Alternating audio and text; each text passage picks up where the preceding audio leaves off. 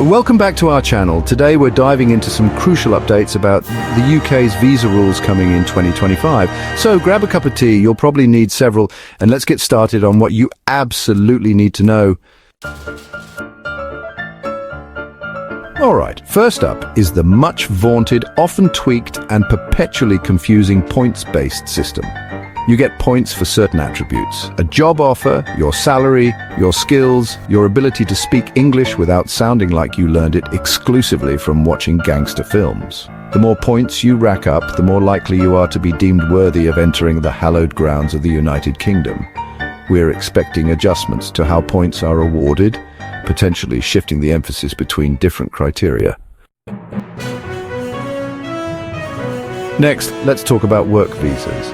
If you're dreaming of gainful employment in the land of Shakespeare, queuing and perpetual drizzle, listen up, because things are changing, and not necessarily in a simpler and easier direction. One of the headline grabbers is almost always salary thresholds. These are the minimum amounts you need to be earning in your prospective UK job to even be considered. And guess what? They're likely going up. Family reunification. For 2025, the rules around family reunification are also on the government's renovation list, and the early signs suggest they're not making it easier to set an extra place at the dinner table.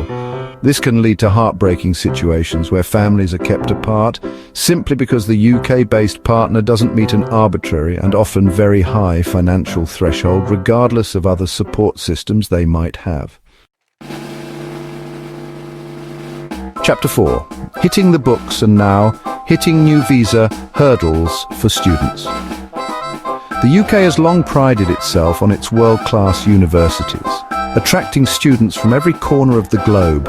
However, student visas are another area where the government seems to enjoy periodic bouts of reform, and 2025 looks set to be one of those periods.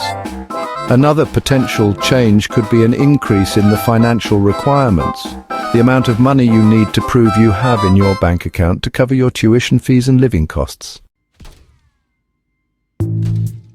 Chapter 5. Wanted skilled workers, but only specific skilled workers under very specific conditions.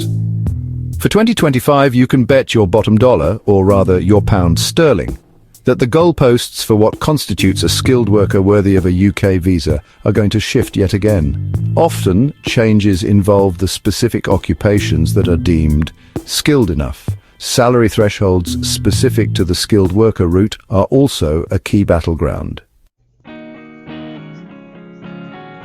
Chapter 6. Being able to communicate in the local language is, understandably, a pretty important part of moving to a new country.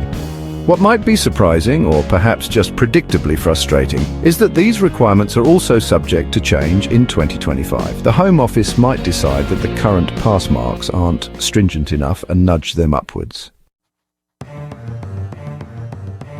Chapter 7.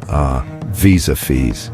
For 2025, it's highly probable that visa fees across various categories are set for another upward trajectory.